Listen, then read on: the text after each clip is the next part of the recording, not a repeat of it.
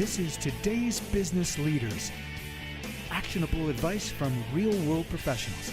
And now here's your host, Gabe Arnold.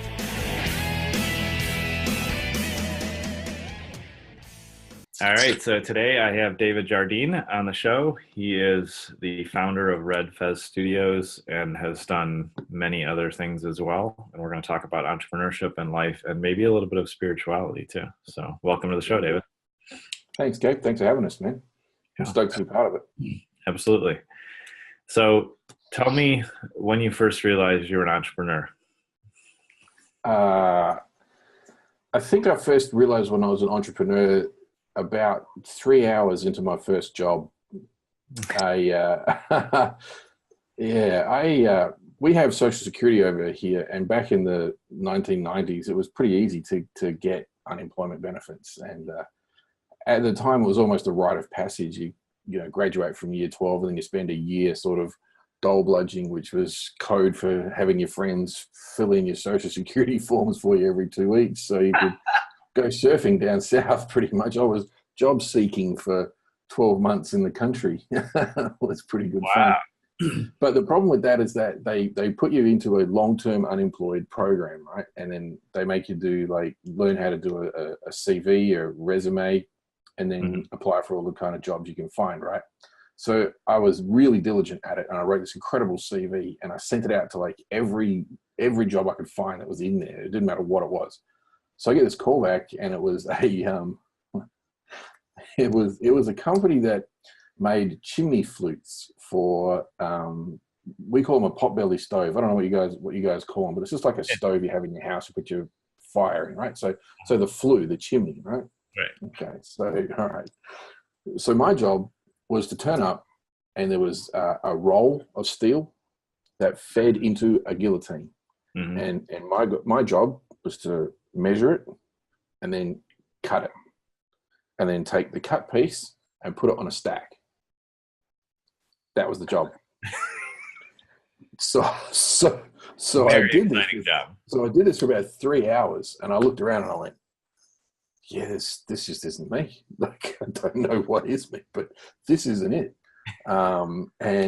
So I stuck at it for about 2 or 3 weeks, and just in the end, I pulled the boss aside and I said, "This isn't me." And he goes, "Yeah, we knew that from day one. We just kind of figured how long you'd stick around."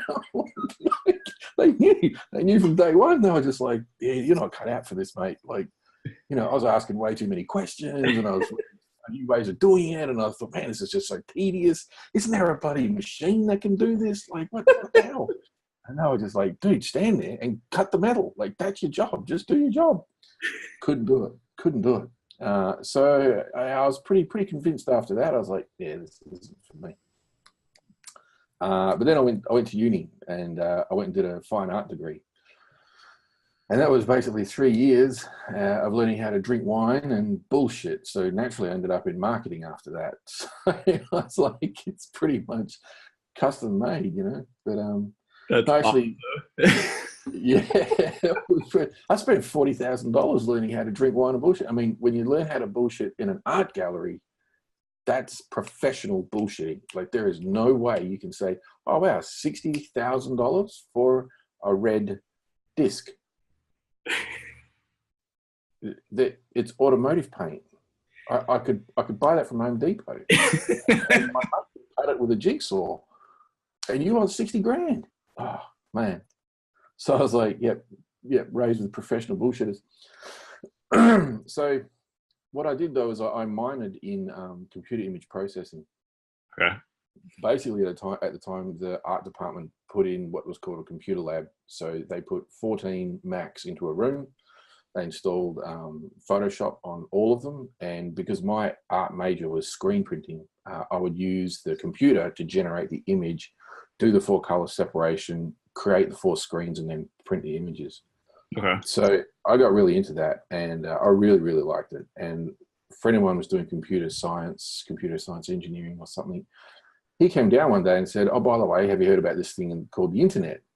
Laugh if you like, but this is 1996. Okay? Yeah, this I remember. Pre-cell phones almost, Yeah. And he's like, "Here's this thing." He did whiz-banging magicry, right? I was like, "Whoa, what are you doing?" And he goes, "Here's a bunch of things." And he popped up this thing called Netscape. And he goes, "We're going to talk to a guy in Russia." I was like, "Oh, what? What?" And he goes, pops up a chat window and starts talking to a developer in Russia. And I was fucking hooked. I was hooked. I was like, "This is nuts. Are you serious?" And there's, boop, boop, boop, there comes the text up the screen. And here's this guy chatting to him. And he knows a little bit of basic Russian. So he's chatting to him. I'm in. Where do I sign up? So I got out of uni and I asked my lecturer. I said to him, I said, "Look, I've been here for 3 years. Our honours program is only by invitation. So you only get to do the 4th year if you've been invited by the dean of school, right? So otherwise it's just a 3-year degree." So he's all like, "It'd be good to see you here next year." And I said, "Okay, so how do I make money doing this?" And he said, "Oh, and well, you've got two options, really. You can go do a diploma of education, bridging course, and be an art teacher. Or you can spend the next 10 years of your life broke and you could try to make it as an artist, but you'll be spending the next 10 years living on 2-minute noodles. And then maybe you'll get a gallery, maybe you'll get a show, maybe you'll get somewhere." And I was like, "Man, that's a bad sales pitch. You got to work on that."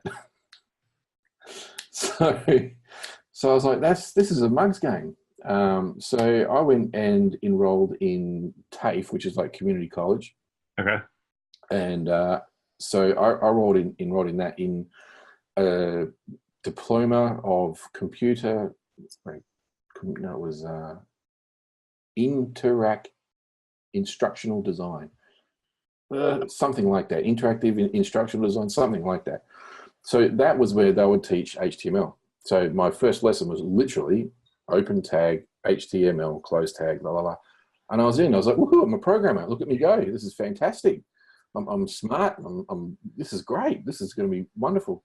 Yeah. So I did that for about 4 months, and I learned how to do a basic web page. This basic CGI stuff, really simple stuff. Right. I could do the design in Photoshop. I could cut it up. I could make a page, pretty much. So there was a local guy here called Mal Emery, and he was a big direct mail guy, and Dan Kennedy products, Business in a Box. I mean, Joe Sugars. I mean, this is the sort of stuff, back in the day, Gary Halbert, that sort of stuff. Right. And I just picked up the phone and called his office, and I said, "Oh, look, because I threw it in, back then there was a classified ad with a 1-800 number. You call the number, you leave your name and address at the end of it, and he'd send you this thing, right?" Okay, right. This is me. So I called him and I said, "This is great, but you're using old tech, mate. You need to get this thing onto a web page." Long story short, we agreed, and then I basically mentored with him for about 2 years, and I learned just about everything I could learn about direct marketing from him. And then I translated that into websites, and then I just found what I love to do. I was addicted to the direct sales copy. I liked the web stuff, and I found my niche. I was like, "This is where I need to be." Yeah.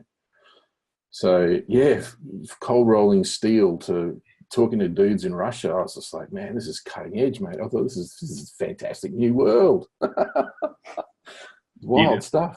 Yeah, you describe it very well, because I remember that too. I got on ICQ for the first time ever. ICQ, yes. I can still hear that chime, the bell thing. Oh, yeah. Yeah, the little chirpy ding. Yeah. I was talking to people around the world, and I was like, "Holy shit, this is amazing."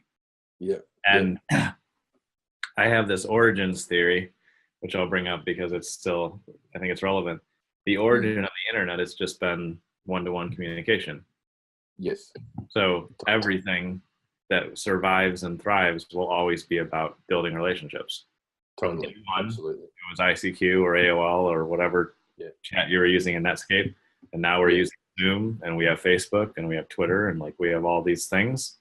Yep. The ones that survive from a social standpoint or from a like large ecology standpoint or something is the one-to-one, one-to-one communication. That's the internet. Obviously we have business solutions and databases and all that other shit, and like that's a part of the picture, but the real driver is this, which is really, really interesting. Yeah, totally.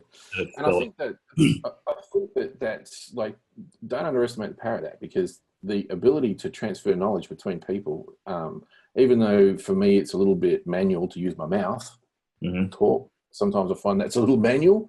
Yeah, You can't replace that connecting. You can right. simulate it, but you can't replace it, right? I mean, the sales copy goes a long way in simulating it. Social media and status updates and freaking emojis and gifs and crap. I mean, they're only just the emulators, right? But Yeah, really sitting there and going, hey, I want to talk to you, and being able to talk to anyone, anywhere, that's next level stuff. That's free flow of information, and it crosses boundaries and crosses borders. And although the internet's 20 years old, and WikiLeaks, and we've had some big upsets, there's been some really major, global changes because of the information flow. I don't think we've really seen even the tip of it. We've only just seen just a couple of maybe warning signs of how much this thing's going to change the world. yeah. You think about like millennials and little Sam that's with us now, he's 4. I mean, he's the first thing in his hands is a bloody iPad. He's born with it, I'm thinking, look, I look at him and I'm like, what are you going to do when you're 25? Yeah. Full VR headsets walking. I mean, that'll look pretty weird, but I mean, you don't know. Yeah, everybody will be doing it for sure. Yeah. Everyone will be doing it. Yeah, contact lenses or some shit. I don't know, whatever it'll be, but I think that's pretty wild. So yeah, I fully believe it. Yep, totally. Yeah, it's crazy, you're right, and I would totally agree. I think we're leaving infancy in the internet, and we're entering childhood of the internet. We're not anywhere near adolescence or maturity at all. I still think we've got a couple of hurdles to get past. Things like copyright is a big deal. Fair use and how do you repurpose, reshare, and work with content that's already existing or created by others.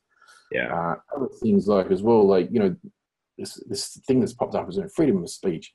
Freedom of speech is awesome, but what do you do with hate speech? Like, what do you do with it? Is that still part of freedom of speech?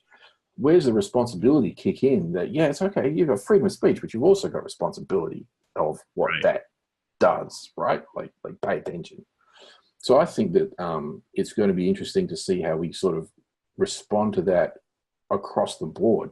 If you've got free access to the internet and free access to all the information you can have and free access to the technology, that's a great leveler, but there's a responsibility for that. Like that comes with the responsibility.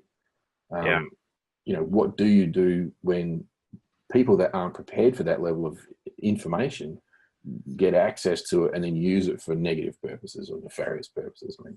So I think that's probably part of that childhood phase that you're talking about.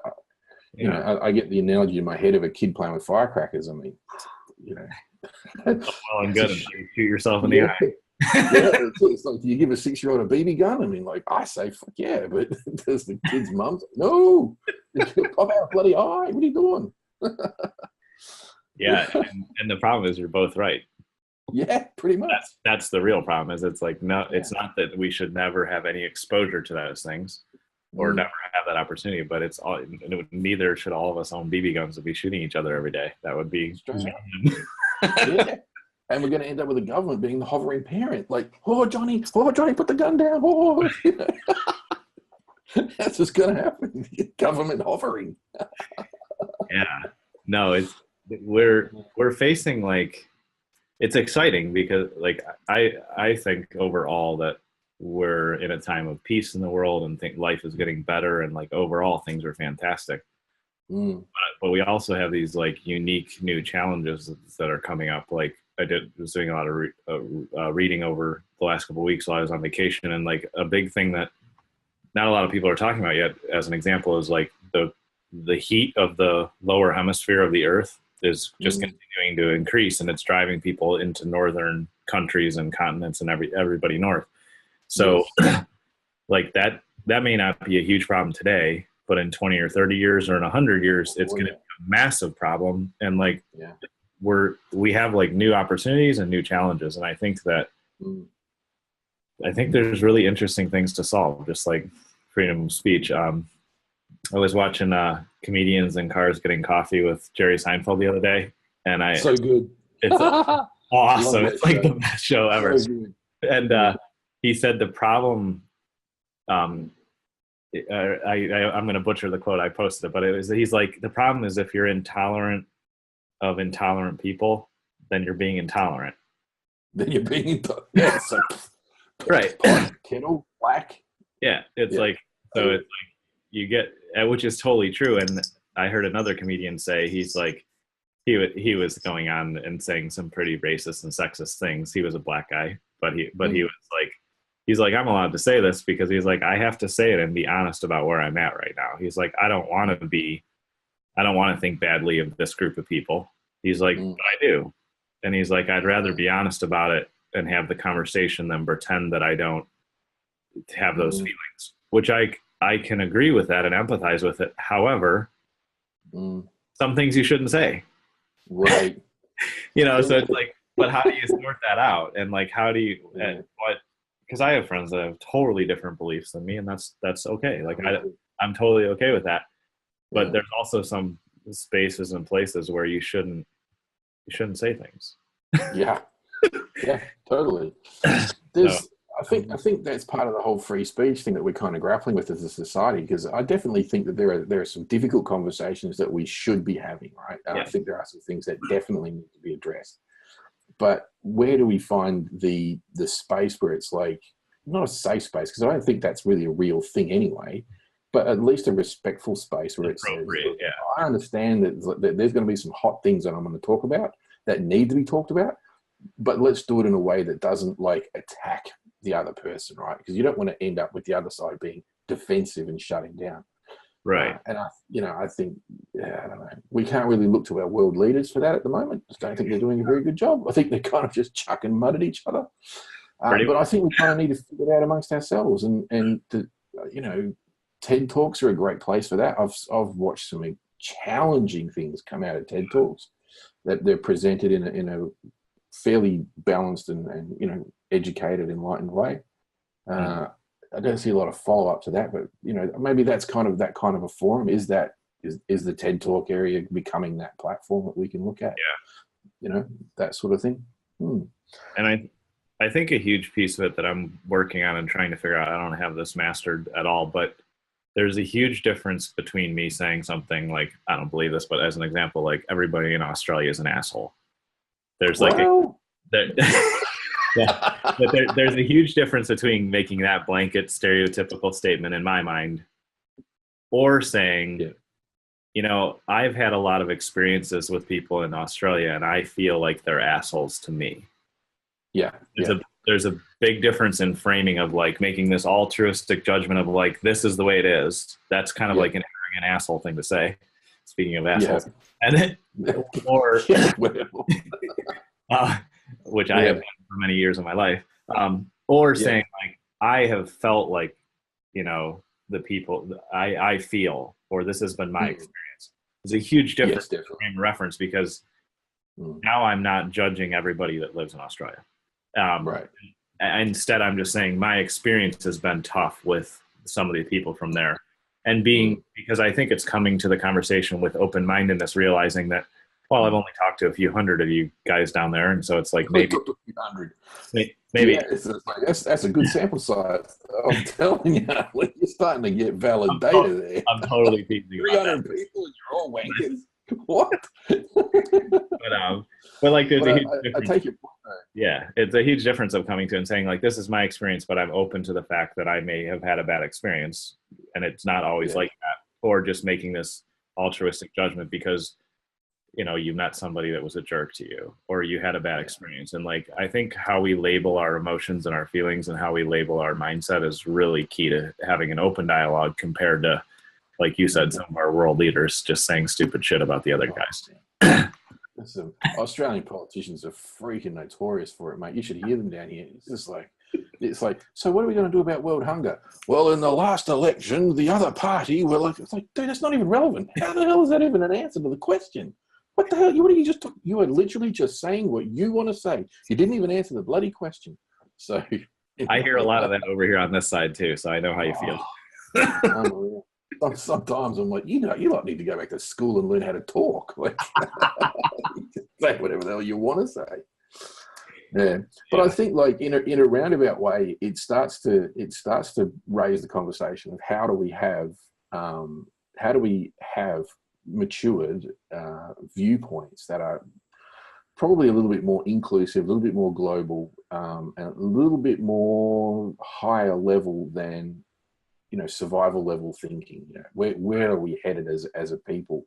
And I think it's more about the as we as a people rather than as us as a nation or us as a region or anything like that. I'm not a massive fan of globalization, but I think the internet is a great global communication platform. This is the great playground of the world at the moment. So I think that, and this kind of brings us back to that conversation we had online, which is, is there, where's the line? Where is this good versus evil play happening? Why is there sort of an us and them? Why is there always this sort of a conflict that's always like a subtext to our conversations and points of view? I think that that's an interesting space to talk about, because once you realize that there's another level of understanding and that there's this higher altruistic ideal that we want to sort of achieve, you start asking, where does that come from? Is it an American thing? Is it an Australian thing? I mean, obviously not according to you, but right. Where does it come from? And do we have this innate inner moral compass? Do we have this? Are we born with this idea of right and wrong, right? And where does that come from? If I was born in Iraq, would I have the same sense of right and wrong? I don't know. Yeah, but I think that's really interesting. I was sorry, go ahead. Well, I think that's an interesting question, and if it's true, like let's just say it's true. Let's just say that there was this moral compass of right and wrong, like, and you grow up, and if you hit your little sister in the face, you get a crack around the head from mum. I mean, is it a cultural thing, or did you automatically know? Do you feel bad when you hit your little sister? Not if you're a psychopath, but that's all right. You probably end up being a world leader. But overall, there's this sort of understanding between people. You know what's wrong. You know when you did something wrong, right? So I think that without wanting to steer the conversation in that direction specifically, but kind of doing it, where does spirituality come into that, right? Is there a level of conversation, communication that we are now starting to be a lot more aware of? Because I can tell you what, if you start typing in these kind of search topics into YouTube, boy, is that a rabbit hole. Like, there's a lot of content out there, and some of it's pretty bloody out there. Yeah. So clearly it's a topic that people are talking about across the world. I think Zeitgeist was a great movie that said, pay attention. There's something else that you're missing. And I think, The Secret was another movie that came along that said, pay attention. There's something else going on. There's something that you're missing, right? And there's a couple of other ones which were really good. There was What the Bleep. I'm not sure if you've seen that one. There's a bunch of other ones that have been made. But they all tend to come back to this whole idea of, like, what is this else? What is this other, right? And if you start to listen to most cultures around the world, there's a spiritual component to just about every civilization that's practically ever lived. Particularly if you go more towards the tribal, go back in time towards tribal sort of societies, they've had shamans, they've had, druids and priests and high priests and whatever it is, but there's always been that sense of leadership that appealed to the higher level of thinking, not the self, right? Not the person, not your individual desire, not the ego, but there's something else, right? And I think that as we evolve as a sort of a global population now, I think those conversations are going to become a lot more relevant. I think you'll see a lot of people start to go, there's commonality here, not difference. Yeah. So you might be Islam or Hindu or Christianity or Judaism, but you break them all down, and it really gets back to a very central thing. They're pretty much the same, right? They just got different flavors. Hinduism's great. It's got 64 million different gods. Who carries that around in their head? How do you do that? I don't know. There's literally a God for everybody. Literally, right? There's one for everybody. Every person in the country's got a different one, right? But so I think that that's really interesting. And your question was something along the lines of like, if you believe in God, then does that mean there's a devil? Yeah. Right. Is that true? Is that a truism that we can say, right? If there's God, it's got to be a devil, right? Yin and yang signs, black, white.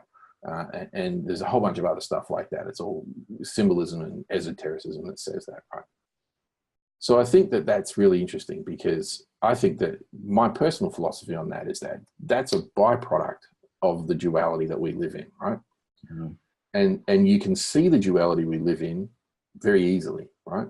You can see that you've got left and right, not just the hands on your, not just the hands, right? But the directions themselves: up, down, left, right, over, under, inside, outside. This is how we determine what space is, and it's time as well. Then, now, and the clocks move around, and I mean, it's a linear construct, right? So this comes out of the left side of the brain. This is the analytic side of the brain that says, I need to make sense of where I am and what I'm doing. Right. And I think that still holds true with spirituality as well. I think there's a duality there as well. The right side of the brain, I think it's right or left. Is it right side of the brain? I can't remember which one or the other. Anyway, one of them is all that intuitive stuff, and the other one's the analytic, right? Right side, yeah. Yeah. So I think that's where the idea of God and the devil comes from. I think that's how we translate it, right? And if there was God, and God was going to be all the good things, right?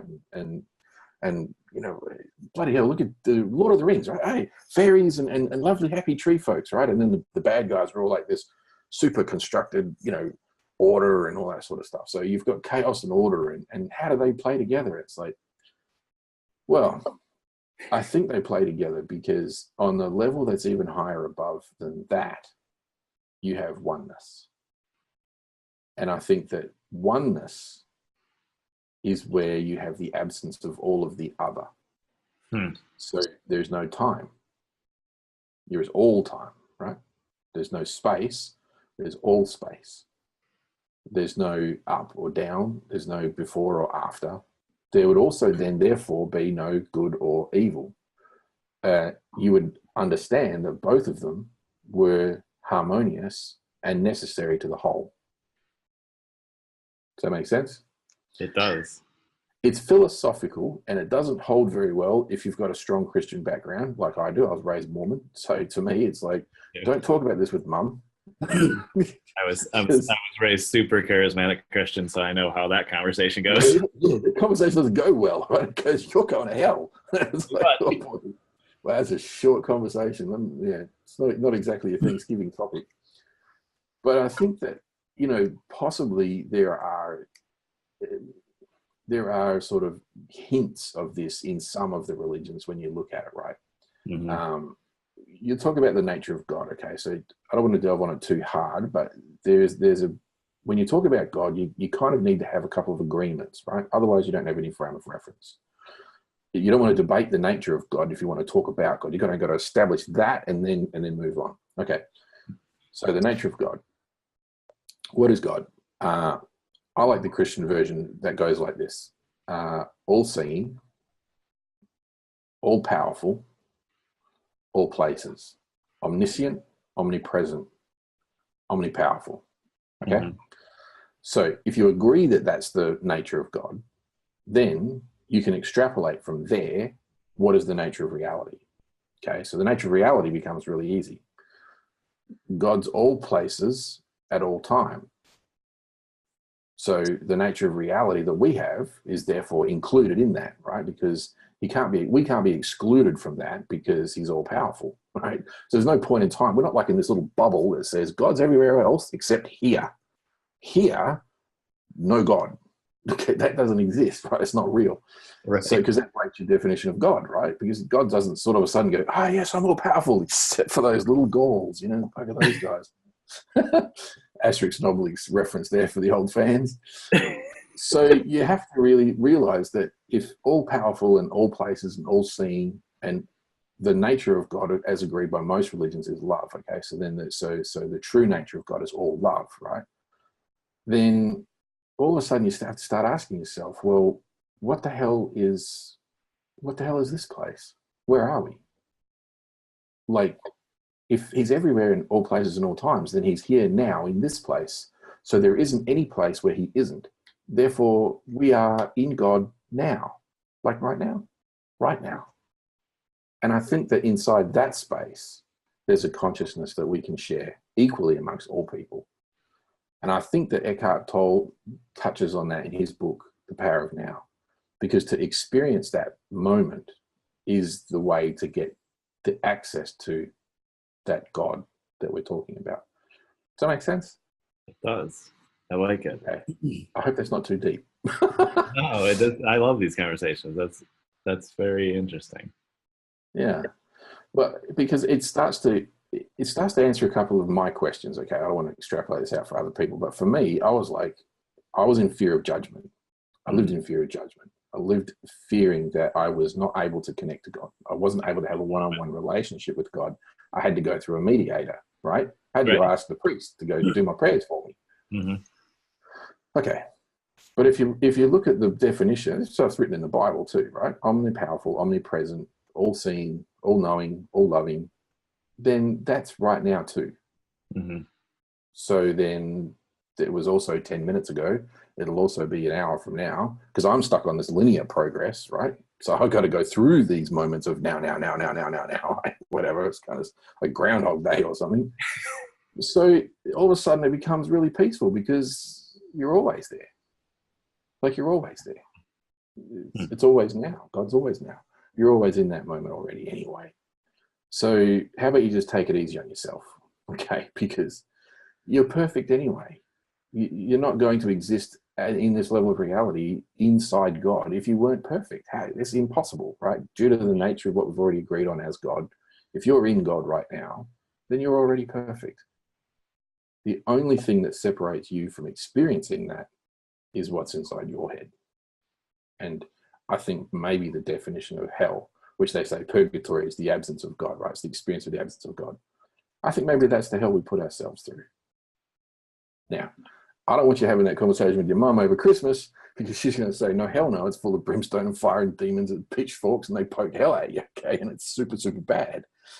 And I think maybe that's true too. I don't know. Maybe when you die, you're stuck in that place and you didn't get out of there. You didn't grow past that point. I don't know. Maybe that's what that is. It sure would suck. It sure it sure would, right? And it'd be bloody terrible. Yeah. So, I when I found that answer, and by the way, okay, so the story behind where that came from is, for whatever reason, I've suffered from like depression, anxiety my whole life. I think I was born with it, right? My granddad's moods were famous as his black moods, okay? And he's a Scots-Irishman. My dad has them, and my mum has them, and I have them, and my brothers have them. So guess what? Like, we're just born that way. Hereditary. Yeah. So 2:00 in the morning, one fine, dark, stormy night in Burbank, California, when I was living there, right? So my brain wakes me up, and I mean dead awake, and my brain says to me, what is the nature of God? And the answer that I got was all powerful, all places, at all times, and all love. Like, that was the answer that I got. And then my brain said, so then I'm there now, right? Because I can't be separated. And the answer that I got back was yes. And that's where it came from. 3:00 in the morning, 2:00 in the morning. Boom, bolt, straight up out of bed. Oh, geez. I went, well, Mum's not going to like that one. I don't know where they came from, but boy, oh boy, does that put the whole religion thing into a very different kind of idea. It sure does. So it sure does, right? Like, so anyway, so for me, one of the key things that I do to try to manage my anxieties and struggles with my mental space is to try to remember that and to try to be in that space, right? And when I encounter a difficult client or a difficult situation that I'm facing with my work, I try to remember that, right? Go back to that space, because in that moment, there is already perfection, right? It's already there. You just can't see it. So sit still for a while, be with it, and let it come to you. Let the realization pop up, right? let it come to your head. So that's how I use it. I don't know if it's going to help anybody else, but that's what I do. I love it, man. I think that's very powerful. I think you're definitely on the right track there. I think it's the nature of how I am is like all of that makes sense, and I feel like I'm definitely moving more into that space and that place, but it's taken a lot of years. But then my quandary comes when I'm like, well, how do I explain, genocide? How do I explain, seeing some awful parent in the store slap their kid when they shouldn't? How do I that's the devil side of the conversation, So yeah, totally. it's like that. Those parts are hard to explain because I agree with you 100%. Like God or that thing or that all-knowing, all-loving, whatever, I think is moving us forward as a global community. Obviously, like statistically, you can look at it; it's totally true. But then it's totally true. Yeah, I mean, like it's on the data proves it. You don't have to believe it, but that is happening. But then, how do we explain or how do we deal with what we've labeled evil? I don't even know if that's not what it is, but like that's the easiest label that everybody would probably understand. How do we explain? Sure, why not? Yeah, and if you've ever seen evil, you know it. Like, there's no joke about it. It's fucking evil. Right. There's a bad dude. No, dude. Right. Evil is evil, and I'm telling you what, when you see it, you can see it. You can see it inside people when they're walking around. You're like, you got something going on there, man. Like, yeah, it's dark. It's dark, man. Dark. You can feel it. It's just like it's its own energy. So, like, where does that come from? Don't know. It's a good question. I think though that at some point, like, so here's a bit of the conundrum. Okay, all right. This is going to be pretty left field. Okay, so bear with me here, right? One of the thoughts that I had in my bolt upright middle of the night sessions was, if God was doing all of those things, right, and is all of that stuff, how would he experience this reality? Because I can walk around and, like, I don't see, like, angels and things walking through the walls. I mean, there's a level of physicality that's three-dimensional space that exists here, right? There's sort of laws of physics and stuff that exist here. Right. So if you were God, how would you experience this place? How would you be here without sort of collapsing it into like some sort of heaven space or whatever? Like, how do you be here but still obey those laws, right? Because God would transcend those laws. You'd fly through freaking buildings or something, whatever he wanted to do. So that's where I think we come in. Somehow we are not like clones and not like fragments of the whole, but something similar that way. I don't know, maybe God's creations, I guess, but we have a consciousness of our own. I can experience myself as a consciousness, and I can experience you as a consciousness. Yes, on that unified field, maybe we are part of the same consciousness, but I don't think you would ever lose your individuality. I think that you will be a consciousness no matter what, here, there, wherever. So I think maybe that's how this world works, is that you have that ability to generate your own reality. And certainly if you look at the secret movies and that whole law of attraction stuff, that's what they're trying to tell you, is that you actually have the ability to generate your own reality. Yeah. But I think maybe some people just generate like wrong reality. Like, man, you tapped into the wrong end of the path. There's like a magnet, and we got positive and negative polarity. You're on the wrong end of the magnet, mate. You got the wrong end. Maybe that's what it is. Maybe that's what it is. Maybe that universal energy isn't going to be limited in that way. Maybe there isn't like a hovering government of God that says, I know you can't do those sorts of things. That's not acceptable in my little planetarium, right? So maybe you've got flat out full reign. I think that, there's been some certain world events in history in the last 100 years that would play out pretty true. They probably should have been stopped a long time before they got as far as they went. People are going to always ask, what the hell? Why didn't that get stopped, right? Well, maybe the rules of this place is that it just won't. There's just no limit. If you want to be evil, there's no limit to how evil you can be. Until somebody else stops you, eventually. It's probably more evil. Yeah. But I think maybe that's the reality, because I think that there's also the opposite of that. You look at world leaders and just people that have done huge, enormous things for promoting humanity as a whole. Mother Teresa, a little bit controversial, but that lady dedicated her life to helping others and to be activism for peace. Certain world religion leaders, I mean, they've all got their own pros and cons, I guess. People are fans or not fans, but they've done big things. Certainly the Dalai Lama, don't know, there's got not too many people hate that bloke. He seems to be pretty normal, right? I just think that maybe there's the capacity for both. You've got the capacity for good, and I think you've got the capacity for evil. And I think that, maybe that's the law of attraction working in both ends. Maybe like a little what do they call the Tesla coil? If you've got evil energy and you're spinning it around and you're attracting more of it to you, you become like this crazy little psychopathic Tesla coil of evil. I don't know, maybe that's what it is. And when we walk past, good guys, we walk past and zapped, wow, that's an evil dude. Like, you can pick up on that energy. Maybe that's what it is. But I tell you what, they sure exist, and they sure tend to exist in positions of power. They definitely tend to find their way there. They definitely find their way there, and I think that there's something to that. I found that there was the Hopi Indians have some incredible mythology, and their shaman system is incredible too. Mm-hmm. I'm not an expert by any bloody means. I'm sort of like a barroom philosopher with this stuff. I pick it up out of books and carry it with me. But there's this idea that they have that there were basically possessed or demon type entity people, and that they were to be sort of moved away from the community or to be managed in some way. Maybe that's where this idea of demons and that sort of stuff comes from. Maybe that's that archetype, because we've always seen that there are these particular kinds of people, for whatever reason. That's the way they're wired. That's what they're into. That's their thing.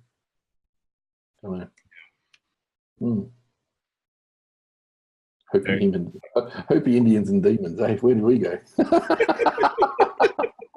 Way out there.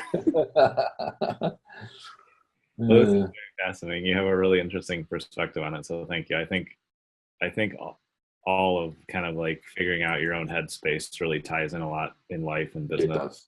It totally does. You can't escape it, so it's super important to explore it, because if you're not open to exploring it, you will get stuck in some drifting channel that you may not want to be in 10 years from now. Try 25 years. 25 years I've been stuck in this channel. Yeah. I ain't even kidding. I started working with Mal Emery when I was 28, 26, 27, 28, those years. Mm-hmm.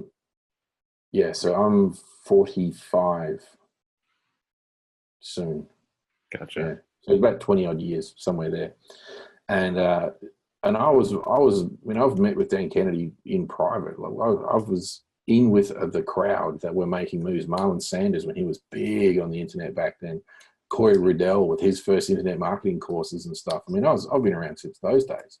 Yeah. By any kind of measuring stick, I should be a bloody millionaire, right? Living in a big fat mansion somewhere with a $30,000 course you had to pay me 10 years for, But that's not the path that I ended up going on. I don't know why, but my brain said this is all just entertainment, and I haven't taken any of it. It's not haven't taken it seriously, but I've never sat down to build something that would last. Yeah. I've only ever tried to fund my way along in life, and I totally attribute that to the headspace that I've had. It's almost nihilistic. Like, I look at life like it's a party trip. Like, I'm just a tourist, man. This is fucking Jurassic Park. I'm walking around going, wow, you're a big dinosaur. No, mate, that's a bikie. He will kill you. So I'm like, yeah, this is cool. Tough guys are rad, and pretty girls and strippers and cocaine. This is fucking huge, And then all of a sudden you're like, oh, 40, 45, far out. I better do something. 5 years from now, I'm going to be 50, far out, So I feel like a bit like Rip Van Winkle. It's like I've had so much amazing input that I just haven't never built anything lasting with it. So interesting to see that my maturity path is now completely changed. And I've got my partner Catherine and her son Sam to thank for that. I mean, those guys coming along really was like, it brings a lot of clarity. Different set of priorities. Yeah, and losing $200,000 last year, that changed things pretty good. I think I'd like to talk about that next time you come on, because I think there's a lot of importance there to really understand, and like not becoming attached to the outcome and like figuring it out afterward and like learning about people and relationships. That sounds like a very interesting story, but I think I think we'll wrap it up here. This has been extremely interesting. I appreciate you having the conversation because most people haven't thought it through as much as you have, and most people aren't willing to have a conversation with the possibility that they could be wrong or right, or maybe it doesn't matter. Maybe it doesn't matter. Maybe we would just go, dude, seriously, that was 20 minutes of my life. You gone? What? But I really like your open-mindedness. I think that's a gift. I think it's something that you've practiced and developed and probably just innately have too, but that's a gift. So I appreciate that. Thanks.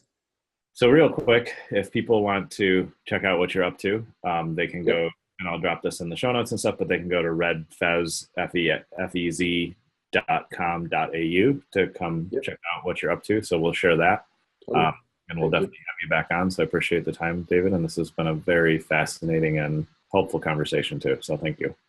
You're welcome, mate. Anytime. Thanks heaps. Yep.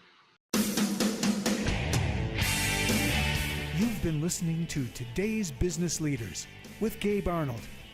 Remember to subscribe on iTunes. For more information, visit todaysbusinessleaders.com.